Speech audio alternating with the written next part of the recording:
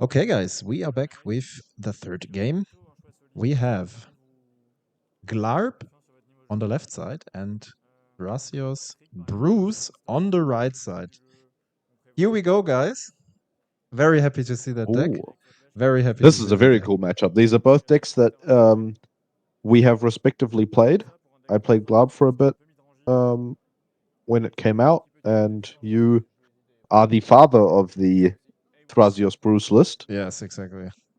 Um, Yeah, and I mean I think there are maybe that's the player. I know there are two guys on the Biquette that are also very passionate about the Thrasios Bruse pile. And I think since I played the deck in Strasbourg back then and I made top 8, it got a bit more popular in different kinds yeah, of fashions, but people also realize that it's it's a thing to add red instead of black and go a bit more in the mid-rangey direction.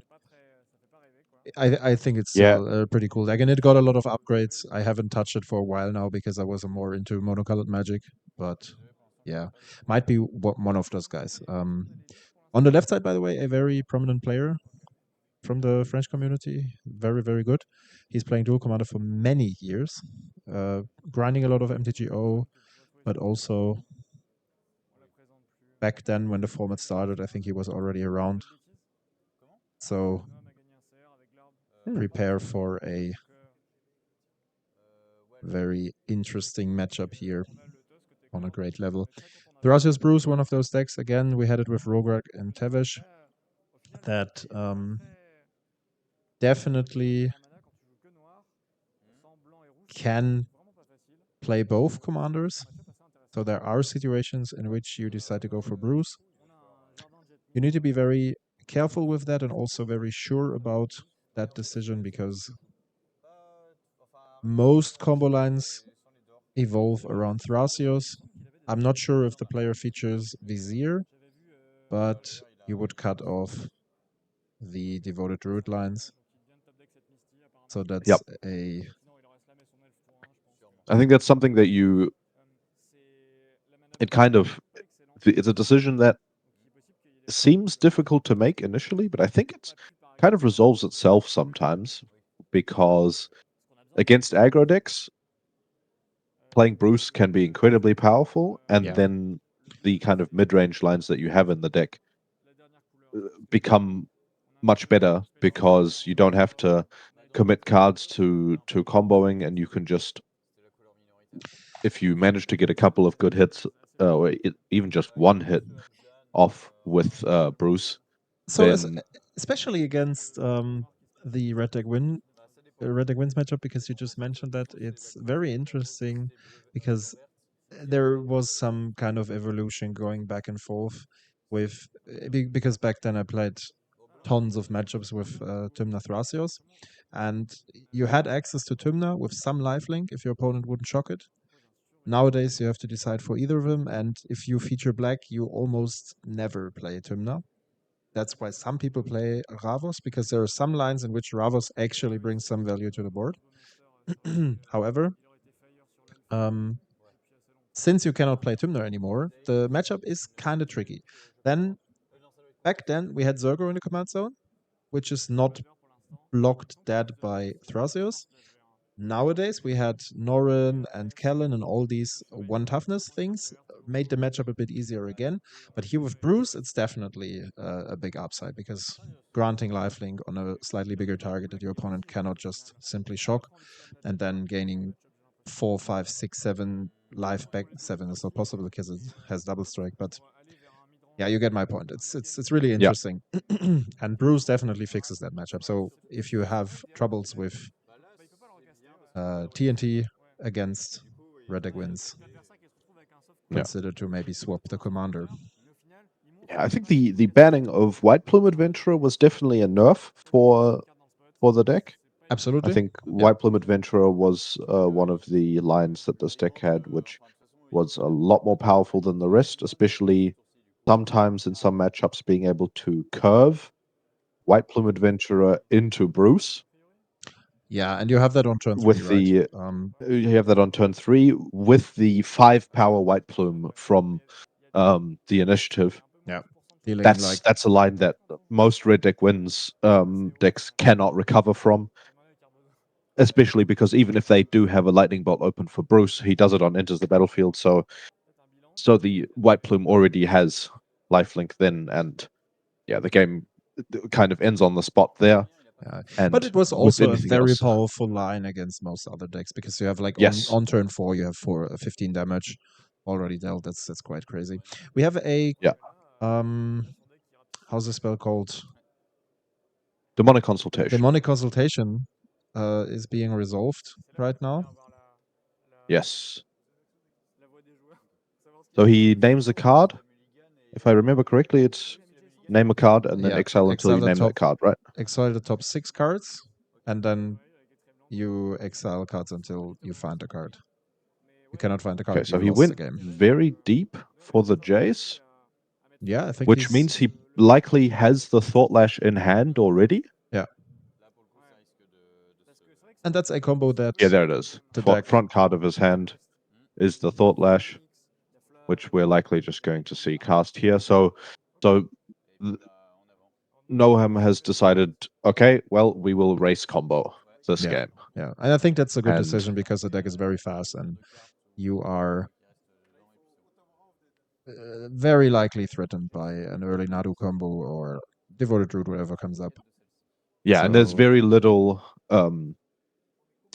very little that the deck can present to stop a planeswalker and an enchantment. but here comes the Haywire Might. Here comes a Haywire Mine. I hope there's a force, but there has to be a force. Otherwise, Oh well, it's resolving. yeah. So we have a Haywire Might. I was okay. I was just about to say like, and now he counts the cards in the library, and this is And thinks if he can win in yeah, if he exactly. can win Like, with combat damage. Oh wait, no, he doesn't have to win with combat damage. He just has to play the Jace, keep the Jace alive, and I mean, next turn oh, he he's two can, cards. Oh, he has two cards in yeah, library. yeah. I mean, yeah, that Ah, yeah, was true. He probably can just the plan behind that, like just casting Jace yeah, and then still winning the game, right? yeah. Um, so the Haywire Might alone doesn't do it, and I doubt that the combo deck is running any counter magic as a backup. We just don't have nostalgia for those Yeah, that's right. kind of I mean, little. I think a it is little shop of cool. horrors is. My problem is just if you go in that direction of pimp, I think it's that different that you want to have like the whole deck consisting of such artworks or things that go in this direction, you know. No, I Otherwise, disagree. it's yeah, I it's think fine. there is That's a a matter of there taste. I is a mean, level of or a type of pimp that you can go for, which is sort of what I go for, to be like as diverse as possible. mm, And I think the, in it fits very well into that kind of style. But then you still have to personally like the artworks in order mm. to do actually play them. And in this case, what I don't like is when, or what I like a lot less is when the cards become basically unreadable. Which is the case with the guy with the card on Thrasios side. What is it exactly? It's discarded now. We know that much. Fine. I actually don't know this card. I thought it was an ignoble hierarch, but I think it's not. So No, it's not an ignoble if hierarch. The anyone, one I have the ignoble hierarch, and I know what that one looks yeah, like, it's also and that is not crazy. the It goes in a ignoble similar hierarch. direction. Interesting hand here, holding a lot of lands, If 4 or anyone 5 has that lands. artwork in knows what I that think it's an Eldritch artwork Evolution. is, maybe. Let me see. I think it's an Eldritch. Yeah, here you go. That's Jesus. Ah, yeah, not the prettiest card. I mean, then again, I think this would fit the theme in addition to Emrakul and all that much better than Yeah, it just does fit. It does fit the theme that is going on in the Thrasios players' side of the field with the yeah. hallowed fountain and the full arts and all that. Yeah, that's true. Yeah. So we have So we see a a Lightning Greaves seeing a Force of Negation, yeah. and the Glarb player still has a lot of cards in hand, or return two. But That might have been the consideration. Maybe he had like the Dork and Greaves and Eldritch in yeah, I mean hand. he can do it the other. I think maybe doing it the other way around would have been better. Oh wait, no, he didn't see the Lightning Greaves with the Inquisition. Okay. But he played a If Probe and if an Inquisition, right?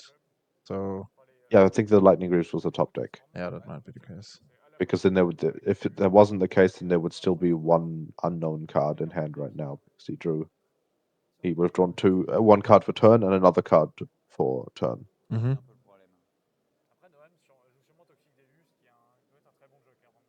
There's a Okay, Barrow. Barrowgoyf. Okay. No green mana as of yet. That was something that we saw like last game as well. There was no green mana that kind of came out Yeah. over the game. And it wasn't needed, right? So It wasn't needed, but it's always like it's something that I have in the back of my head when I'm playing against like sometimes, you know, I think more skilled players will, if there is really no reason to um, play out the respective lands, then and they don't have all their colors. That's something like that I keep in the back of my head mm. I to think kind of. casting Thrasios, Bruce here is a mistake. Um, those are the type of I matchups that you agree. want to grind out by or with card advantage. Yeah, so it maybe he drew something that would sway the decision, but I don't really think so. I feel like Yeah, what we're looking at is a game that needs to be. You have a lot of lands, you have dorks in play, and exactly.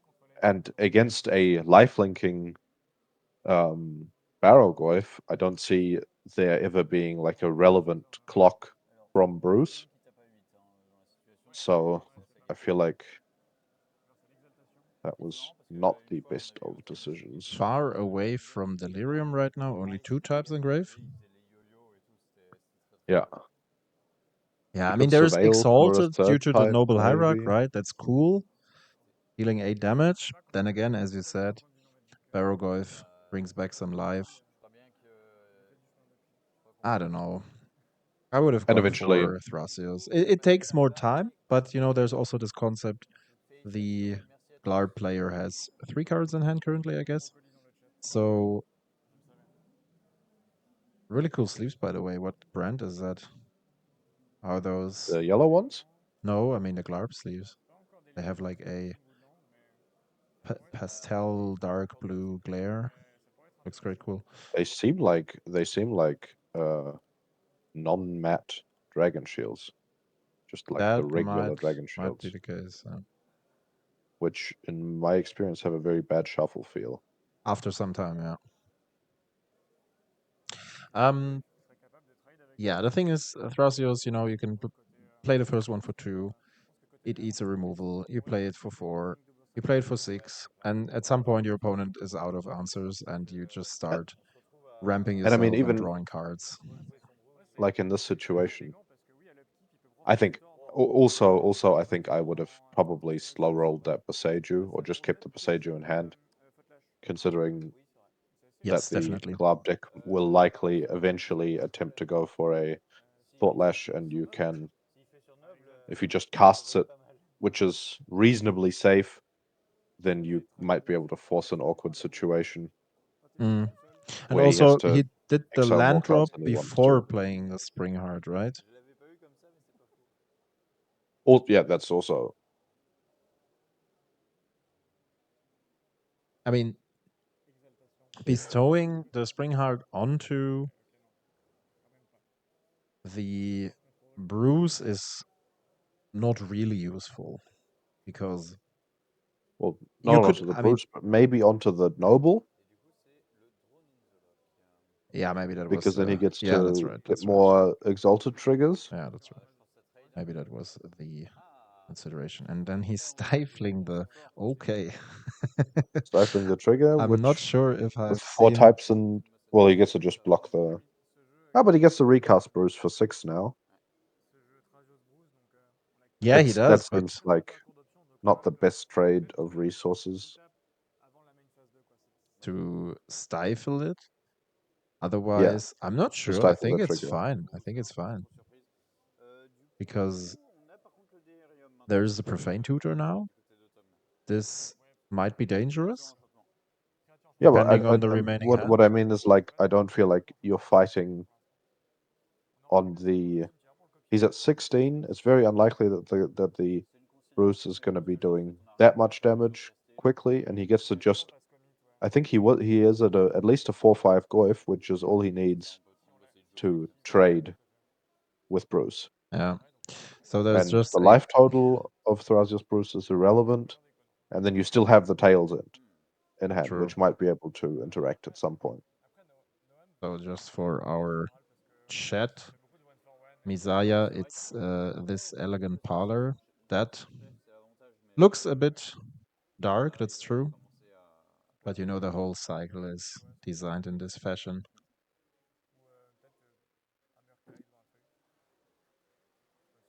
He was a bit confused whether or not this was the Raccoon's Theater.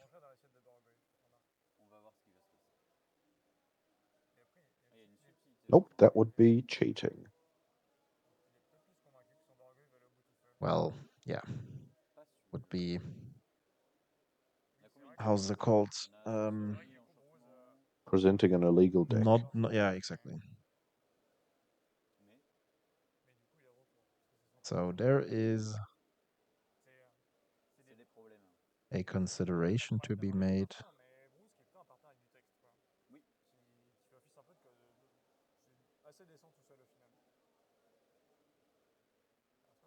A nice foil underground river.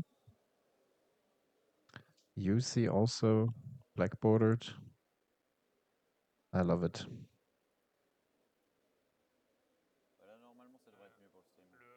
There's a Mm. Durus revealing a Haywire. Okay.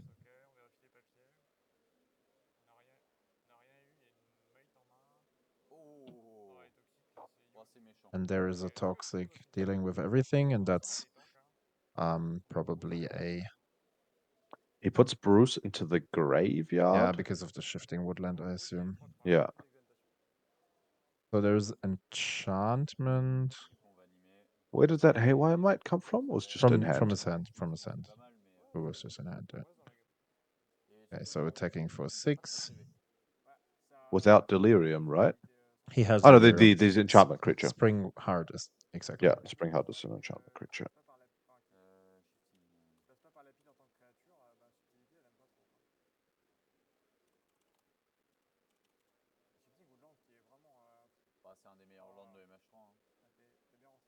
I still think this. Whoop. Very wrong. This guy has the coolest tokens. Those are the tokens. I really like them. it's it's a mantis, right? Yeah, it's a ninja mantis, more or Yeah, less. seems like it. And then if you go in the on the right side, this is a very nostalgic card to me. But I we wonder if there's an argument for attempting to copy the Spring Heart with the shifting woodland and then making 2 tokens, 2 1/1s that kind of stick around. to do what? Just I think you will never win that Okay. I combat mean, against well, Baragov. currently he's not winning the combat either with the Bruce Tower, right? He's attacking for Yeah, 6, absolutely right. Absolutely right. and the opponent also has instants in his graveyard, so the Baragov is at least 5 power, so he's doing 1 damage a turn with that, and he has to be doing something else. Yeah, that's true. Yeah, I mean, imagine. I think Thrasios. Like we don't have the deck list here, right? So maybe he's playing a much more mid-rangey variant than we expect. But Yeah, I definitely think that Thrasios would have been the um, the better play. much better commander play Yeah, this game. I think so too. But it's okay. We get to see some four color beatdown instead. Yeah, and I So mean it's also, you know, we are going off kind of this top down out of the tournament. yeah, definitely. Um, Ah, Mibu. okay, how do we how do we think we would like on like a meta sense? And he had the information of the Baragorf at the time, but uh, yeah, it's not always clear. That's true. So let's get the cool card, the shiny one, the €1,000 Mitskimbu. There was a time at which this card costs around 1 or 200 euros. I'm not exactly sure. And I thought, Hmm. it will be cheaper, but this No, was more not the like case. wishful thinking. I mean, you never know, right? That's right. It's Subtlety. there's the situation sometimes where you think, well, there's going to be more tournaments coming up where this card will be given away, and once that happens, then all of a sudden the card's going to be cheaper. We just had a situation that occurs quite rarely, but there is this slight downside of Minskabu having the ETB trigger, making the token, and the opponent responded to it with a Shieldred's Edict. So there's no upgraded hamster. Mm. Nothing else happened, which So is now he's paid 4 mana for a 1/1. exactly.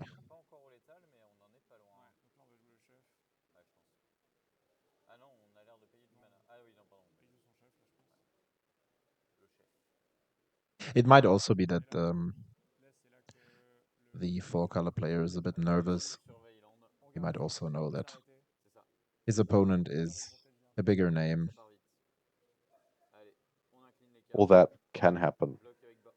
Yeah, so it's perfectly fine. I mean, at least he did something right. He qualified for that event, right? So Yeah. here's a druid. Druid doesn't do that much. The problem is you can't copy the planeswalker because it would die immediately due to no loyalty counters. You can copy Bruce again now, or I don't know. My opinion, the situation looks quite helpless. Yeah. So we have 12 p.m.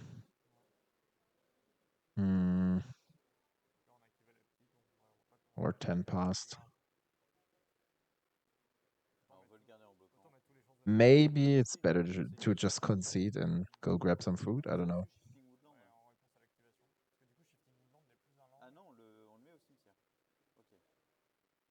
This really doesn't look like it's going anywhere. I'm really Glarb is one of curious. those lists that I always think, oh, maybe I'll play Glarb again. Yeah, I can see that. It is such a cool pile.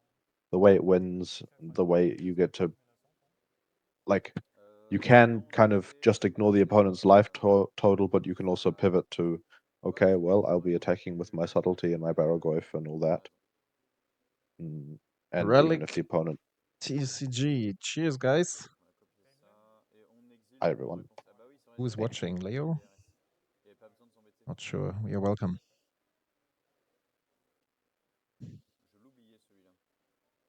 Nice. Good to have you.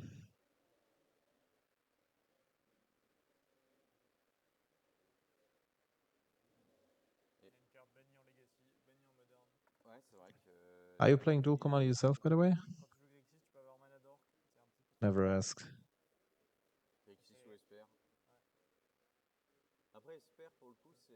You would hope so. Sorry? I mean, I would hope so. Right? I mean, they are. I think they're very busy with the trading business, so Mm. You Okay, know, well, our vendor rarely has time to play himself, so I can true, I can see true. when people are, yeah, and that takes a lot of time. That's what I thought. Fair enough.